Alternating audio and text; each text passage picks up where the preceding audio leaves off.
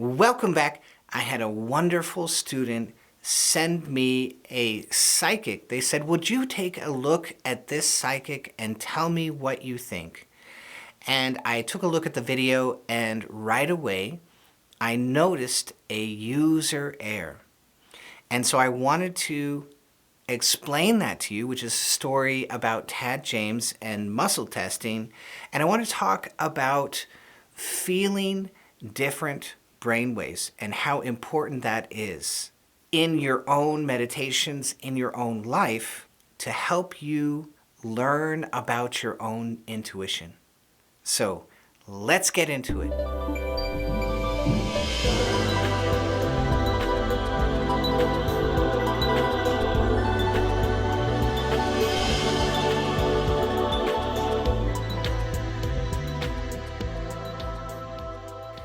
So I've been surrounded by psychics my whole life, and I've get psychic impressions every day of my life, some of them very small, some of them very big, some of them inconsequential, some of them extremely consequential.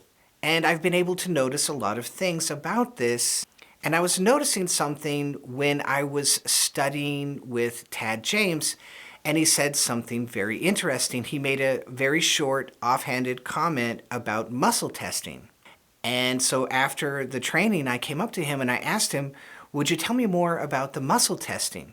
Because I've had friends that have used muscle testing and it helped them a lot to feel things and develop their intuition. So it's a wonderful little tool, right? And if you don't know what muscle testing is, it's very simple. You might go down to the supermarket and you might pick up a watermelon and you say, is this watermelon ripe? And then you muscle test. And so you make a circle like this and you try and break that circle with your thumb. And so the theory is, I'm asking the question, this watermelon is ripe. If it's true, then I cannot break my own circle. If it is false, then I will break the circle easily. And so it's a tiny little tool to help to develop your intuition. So you give yourself very simple yes and no questions, and then you test. And you see if that hold is strong or weak. And you use that as a small biofeedback device to test your true or false statement. So very good little tool, but there's a little bit of a problem inside of it. And that's what Tad was pointing out. So I said, what was that thing you were saying about muscle testing? He goes, well, there's a user error inside of it. And it clicked, and I said, oh my God. So because you are doing it yourself, you cannot be unbiased. He said, that's it. That's the user error. You are the one doing the testing. And so if you are not 100% neutral, so it's very easy to do this muscle testing when it comes to a piece of fruit. But when it comes to a decision in your life, you might be a little more biased. And this is where we get into trouble with our intuition. And especially if you're a psychic and you don't understand this. So you have some very natural psychic tendencies in your life and you develop these over time and they become more and more reliable, and yet you're not working on your ego, getting your ego out of the way. So for example, we're developing our intuition, but we're not doing the Om Japa to clean ourselves out. And so we still have a big ego, and we also have intuition, and you mix the ego with your intuition, and now you're giving answers which have very often a lot of truth in the feeling, and yet you've muddled it because your ego is still at play. And so there's an old quote which is very true, which would apply to this. A man cannot long be his own physician. You need somebody in your life to reflect back and say, am I on base here, or am I off base here? And hopefully that person will give you a straight answer so that you know more and more when your intuition is correct. And when you're trying to figure something out, which you know you are naturally biased, you're going to want more second opinions. And so I was watching this video, and right away I noticed that this person is not neutral. They are very, very biased. And maybe they have lots of good reasons for that bias, but still the bias is at play, and that's going to muddle their intuition. I don't care how great intuition they have. If the ego is at play, the ego is a trickster, and it will trick you over and over again. And this takes me back to what I said on my third training, that you've got to develop a feel for the conscious mind, for the subconscious mind, and the superconscious mind. You need to feel all of those if you want to know what is a download, if you want to know what is my intuition saying, if you want to know what is the higher self saying to me. If you want to know all of that, you have to very slowly develop a feel, or you might say a taste, for the conscious mind, the subconscious mind, and the superconscious mind. I need to feel all of those. I need to taste them. I need to know them. I need to get to know them. What does that feel like? What does that look like? Conscious mind is very simple. Oh my God, on and on and on and on and on and on. And I think this, and I think that, and I think this, and I think that. Okay, that's the conscious mind, right? Very useful when I'm driving a car. Very useful when I want to do mathematics. Very useful when I want a straightforward answer. And yet it gets in the way, doesn't it? So it has its plus and it has its minus. It has its benefit and it has its downfall. The downfall is it thinks what it thinks. And it wants to want what it wants. And it wants to think what it wants. You see?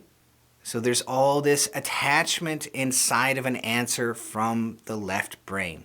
I want this, so I want that. And I'm afraid of this, and I'm afraid of that. And all that desire and all that fear and all that anxiousness gets in the way to my answer when I'm trying to get a clear answer through the intuition. So I know that voice, right? I know that. I know that voice. Easy.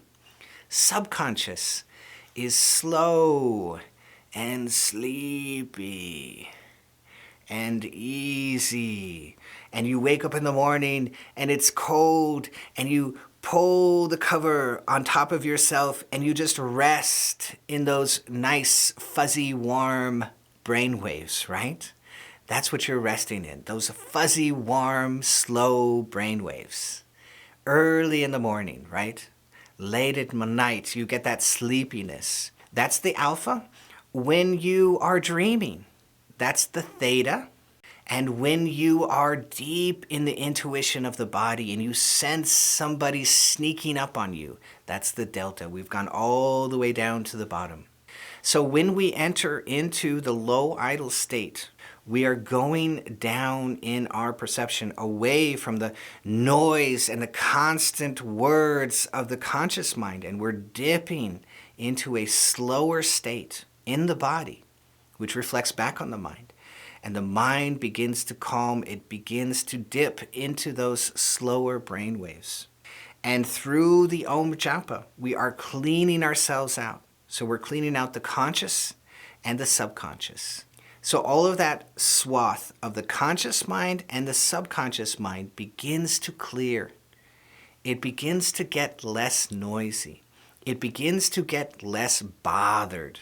And that leads to meditative clarity. And you'll find yourself in these meditative states where you feel more clear. As the Kriya Yogis say, I felt more clean. Oh my God, I felt so clean.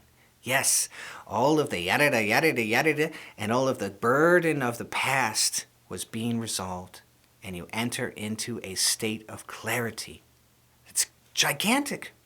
Gigantic. And so now your mind is a bit like the still pool. And it's not having all of these conscious mind ripples and these subconscious troubles and fears. They're beginning to get cleared out. And so the pool actually becomes a little bit still. And that's the clarity. And then in that still pool, we can begin to get the reflection of the higher self. You see, that's where the intuition is coming from. The deep, profound knowing is coming from the superconscious mind, the higher self, and it is reflecting in the still pool of the subconscious mind. And this is why, if I have the ego involvement, it's going to mix up the pool. And so maybe I get a little reflection, but I'm also mixing up the pool. And so the pool's a bit dirty. It is not neutral and still. So how can I possibly see clearly? So when somebody tells you something intuitively, and you see that they are not clear, or somebody tells you something that they think is going to happen, and you can see that they are biased, they are not clear, they're not neutral, they're not calm and clean, mentally and psychically and emotionally, then you know this answer is mixed up. It's just a foregone conclusion.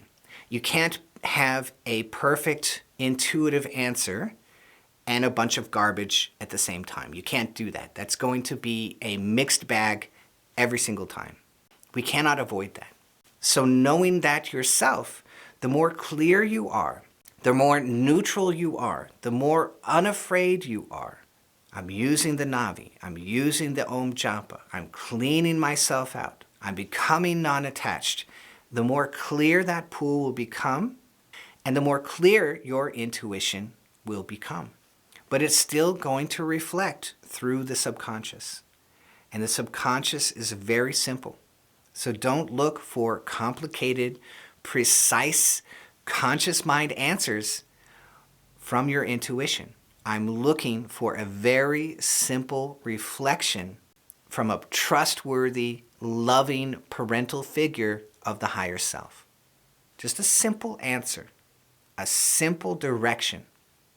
Very often the higher self will not tell you what to do, it will just point in a direction. It gives you a way forward. And then you take that information and you put it into your conscious mind and you figure out a way to go in that direction. That is following your intuition. So people say, you have intuition. Why don't you just win the lottery? Well, that's a precise left brain answer, and it's just really not the way that intuition works, because it's a reflection from the higher self of a way, a parent-like answer. So your parent does not tell you, I want you to go on the playground, and I want you to swing, and I want you to go on the slide, and I want you to play jacks, and I want you to do this, and I want you to do... No, it just says, go play.